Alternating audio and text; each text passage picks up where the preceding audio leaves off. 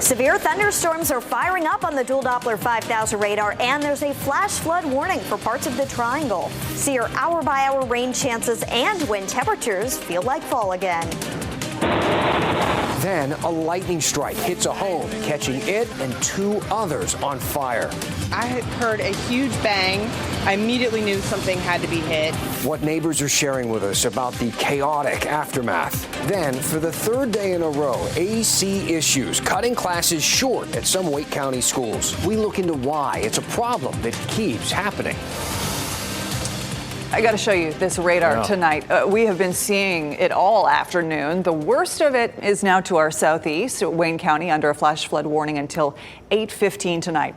Thanks for joining us on this Friday. I'm Ashley Rowe. And I'm Dan Haggerty. What a day, though. We've seen flooding down trees, more than 100 flights delayed at RDU. The ground stop there ended about 4:30 or so. Our team is on top of it for you tonight. Carly Haynes and Willie Danley will be joining us live. Aaron Thomas is in the live center. Let's start with meteorologist Kat Campbell.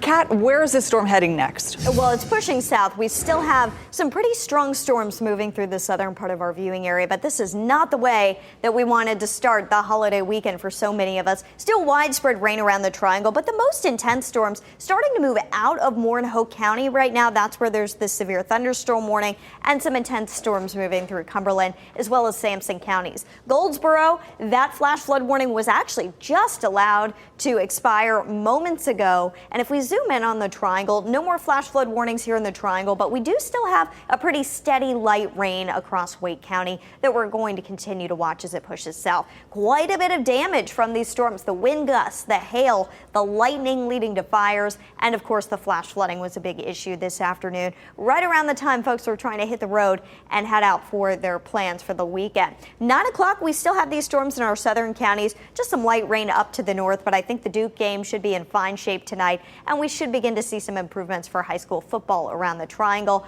A level 1 risk today and tonight. We've got another one on the way this weekend. I'll have the best hours for outdoor plants and the worst coming up. Kat, you were talking about damage. How about this? It also brought down trees in our area. This is video of a tree that fell onto a truck on Hodges Street in Raleigh. Thankfully, nobody was inside that truck at the time. Aaron Thomas has been following all of this, the headaches for traffic as well, during this holiday weekend from the WRAL Live Center, Aaron. Oh, yeah, Dan. Now, listen, we have covered our fair share of high waters on the roads, even water rescues. Let's give our viewers a live look at some of the busy roadways this holiday weekend over at I-40 and Aviation Parkway. As you can see, there's definitely a lot of traffic, a lot of bumper-to-bumper traffic for anyone headed near the airport. Then we get over to I-40 and Jones Sausage Road. Look at how smooth this traffic is now moving. For hours, we've seen a lot of congestion, but now for anyone headed towards the beach or the East Coast, you can see that a lot of that congestion has since there's definitely a lot of relief at this hour. Back to you. Thank you, Aaron. So this bad weather has caused a bunch of delays tonight. At least 22 high school football games have been delayed. 8 others have been postponed. Show at Coca Booth Amphitheater as well was delayed, but is back underway now. WRAL's Willie Danley is joining us now from a fire that 3 Raleigh homes caught fire. He is outside of one that had a lightning strike on Silverview Lane.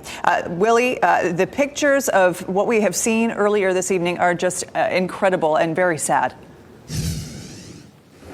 Actually, the word to describe it is devastating. I spoke to a lot of people in this neighborhood, and they tell me it's a really sad situation having all of these families that are displaced due to these fires. I'll take you over here. You can see this house right here. This first house received some serious damage due to that storm. This house is not as bad as the other 2 homes that were impacted. If you look over this way, you can see these 2 houses that are on the street. These are what officials are believing are going to be complete losses. One of the families who actually live in one of these homes is away on vacation, so they haven't even seen the extent of the damage themselves. Take a look at this video, and you can get a sense of what this scene was like here on Silverview Lane. There were police officers and firefighters lining the street while neighbors came out of their homes just to see what was going on. I spoke to a lot of people in this neighborhood, and they tell me that the sound of that lightning shook the ground for miles throughout this entire neighborhood. Listen to this. This is one woman who was working from home during this fire. And I heard the loudest crack of thunder to my left, and I knew something got struck. And about 5 minutes later at the most, I saw fire trucks come running down our street, and my son and I, we walked out here to see what happened and saw the house on fire. It's an incredibly sad situation. I spoke to one of the neighbors who lives right next door to this house right here, and she tells me that she was told by firefighters that the property is likely going to have to be bulldozed to the ground for structural issues. We're going to continue to follow this story and keep you updated with any more information that we find out. In Raleigh, Willie Danley, WRAL News. Wow. I mean, dangerous and just heartbreaking for those families. So we were telling you about all those different cancellations, the weather really being disruptive tonight. Yep, lots of delays as well for Friday Night Football. You mentioned that the Cocoa Booth show was back delayed. underway. Yep, back underway. Red Hat's show also delayed. That one delayed until 8 o'clock, and that's where we find WRAL's Carly Haynes. Carly, how's everybody feeling over there now that we know that there is going to be a show? In high spirits. We were talking to a few of them. The crowds are just now being let in after a 30-minute rain delay. These doors were originally supposed to be opening up at 6:30, and this is a sold-out show here tonight.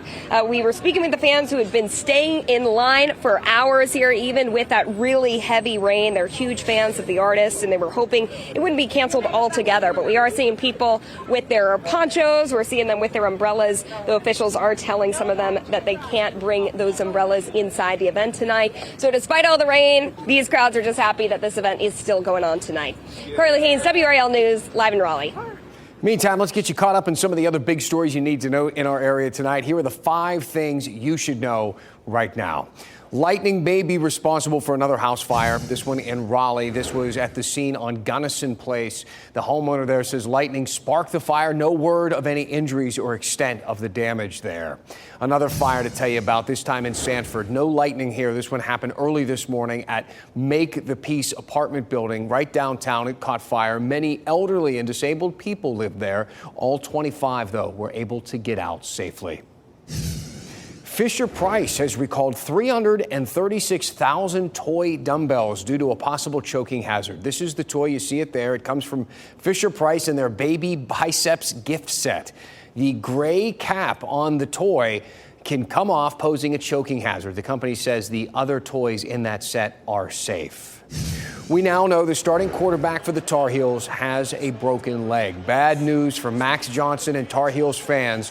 He's going to miss the rest of the season. Last night against Minnesota, he went down in the third quarter after a big hit. His surgery, we're told, was successful, and he will return to Chapel Hill in a few days. A state leader will talk about name, image, and likeness rules. For high school athletes next week, the issue was thrust back into the spotlight this week after the top high school quarterback in the state, Fajon Brandon, sued the state. The board will listen to a proposal to legalize NIL deals for high school athletes, and we'll, of course, let you know what happens. For the third day in a row, thousands of students left school early due to air conditioning issues. Some schools had no air conditioning at all during a strength of high temperatures in our area. WRAL's Destiny Patterson has been tracking this all week. We asked these elementary school students a common question. How was school today? It was hot. Really hot. Sweltering. They say their teachers tried their best to keep them cool. They had one fan to keep it a little bit less hot. Did it help? Not really. Others took matters into their own hands. It's a fan. Before the school ultimately decided to send students home early, Holly Springs High School dealt with the same situation today. In fact, 8 schools just this week dismissed students early due to air conditioning issues. I took these concerns to the district's chief of facilities and operations. I'm wondering if it's just, the start of the school year, or if it's the fact that it was super hot this week. Is it a combination of both? It's all of the above. The district has 148 units that are due for replacement or will be in the next 5 years. As work orders come in, the district only has about half of its available HVAC positions filled to respond to them. Is there a short-term solution that you guys can do now, given the week that we've just had? We have all of our qualified staff and then some out working on the schools. We've also got a variety of contracted vendors, HVAC contractors that are local, out servicing schools as well.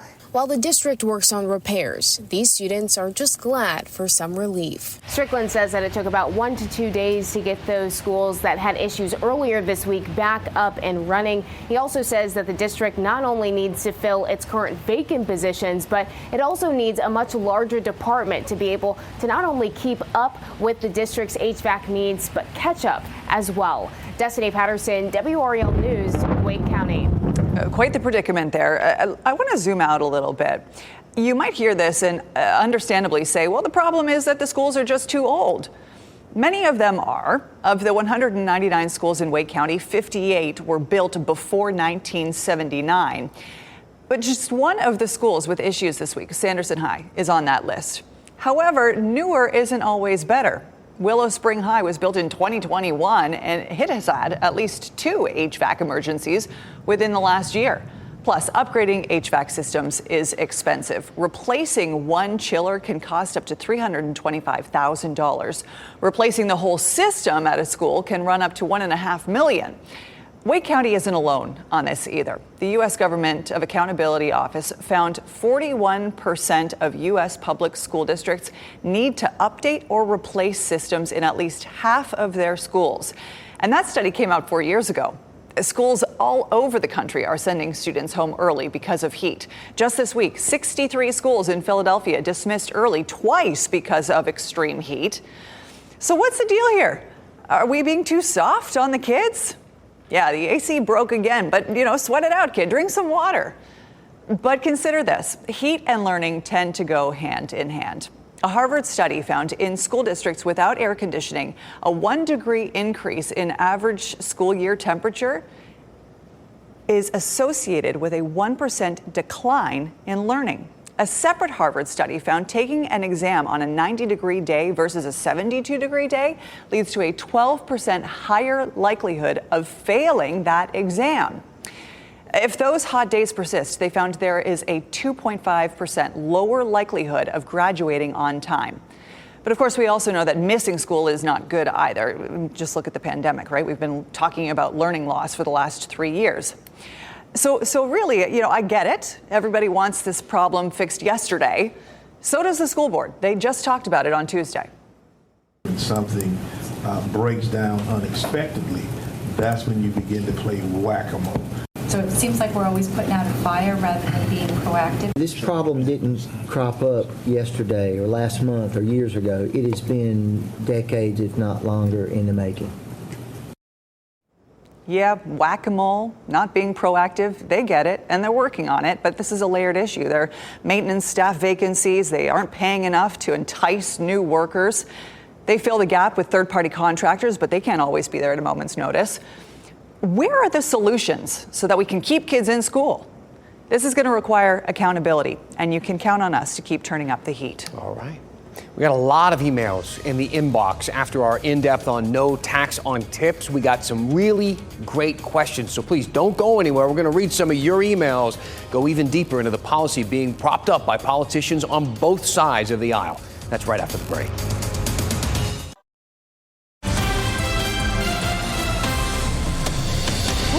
What a Friday. What a Friday. Our segment this week, earlier this week, was on the idea to stop taxing tips. And we could only really get to the tip of the taxberg. So predictably, we got a ton of emails. We got one from Lisa that it felt good. It made me feel good. She said, "Keep up the good work. You are a breath of fresh air." Lisa, thank you.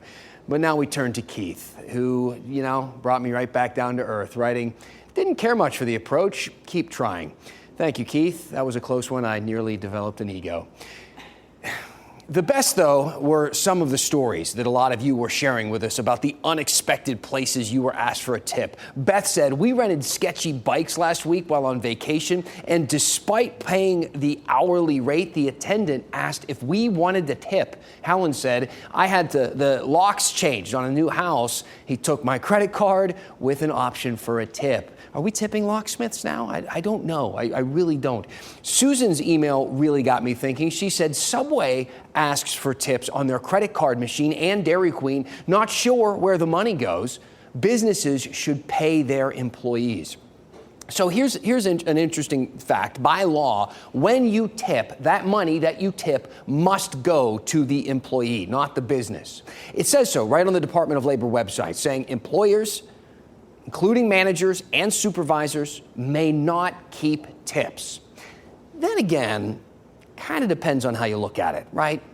I mean, businesses use the tips to pay their employees less money, like way less, just $2.13 an hour instead of the minimum wage, which is $7.25. So how is that allowed? Well, sometime back in the 60s, businesses went to lawmakers and says, hey, we're paying our workers a minimum wage, and then patrons are coming in and giving them extra money. We want some of that extra money too, right? So here's what they did.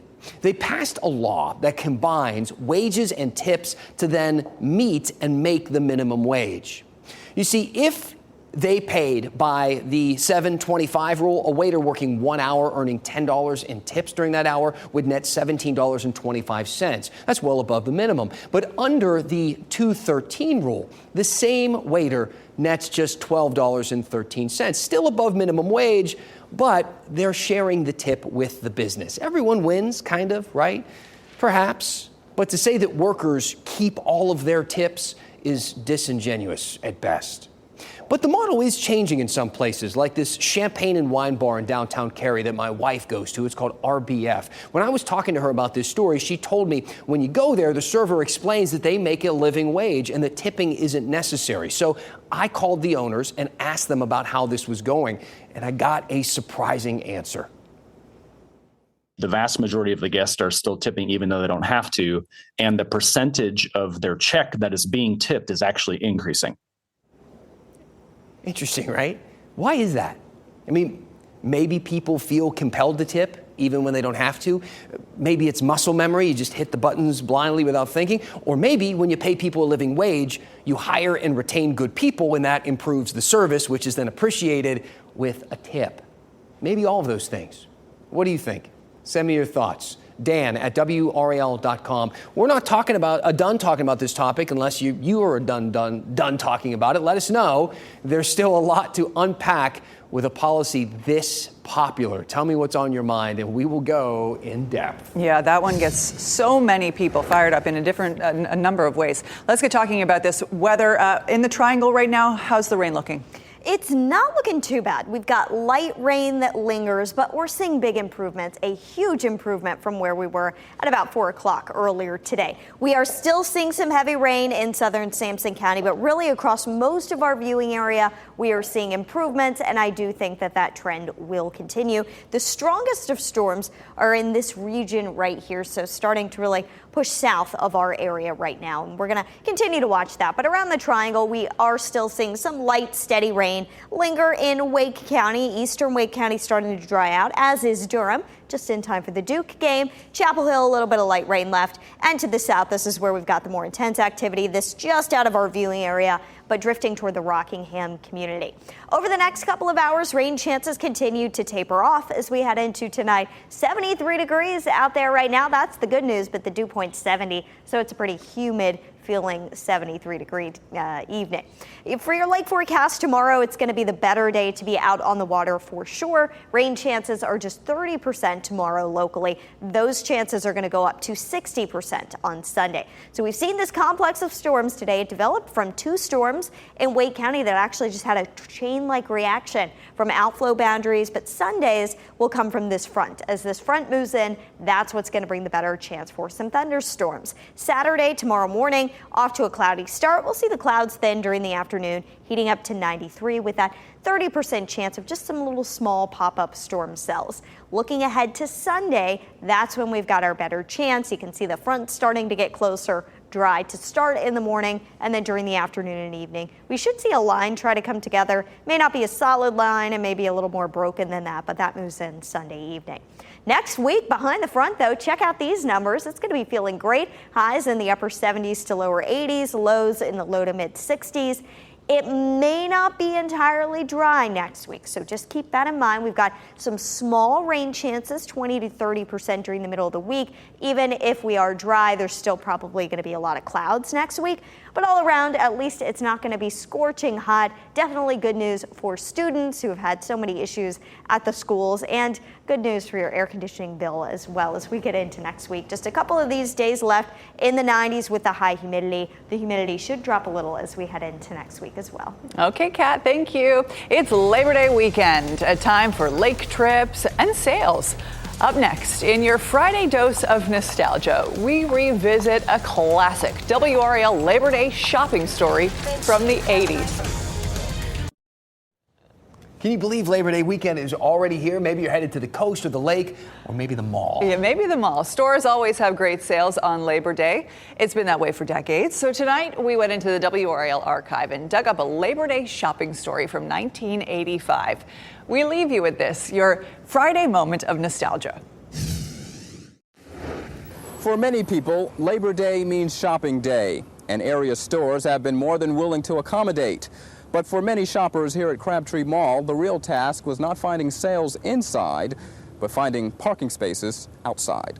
I looked over the parking lots and there were cars everywhere. I was sort of getting a little worried. Since early this morning, shoppers were flocking to stores where prices were slashed and merchandise was going fast. For people like Ellie Maynard, it was a bargain hunter's paradise. Yes, particularly since my daughter is at St. Mary's in school and isn't here. If she was with me, we'd spend a fortune. And the ring of cash registers is music to the ears of store managers like Bob Helms, who's hoping the early morning price cuts will attract all-day shoppers. We've had a real early response here by opening at 9 o'clock. The doors were all packed early. Even about 8:30, we had crowds of folks standing out there, so it's been excellent. And Helms says Labor Day is one of the top 5 shopping days of the year for retailers, an occasion they prepare for months in advance. And there you go. Okay, thank you. But some people weren't so prepared for today's onslaught. Winning the crown? It's intolerable. For many, surviving a shopping spree can be a Labor Day in itself. In Raleigh, Rick Williams, Action News 5.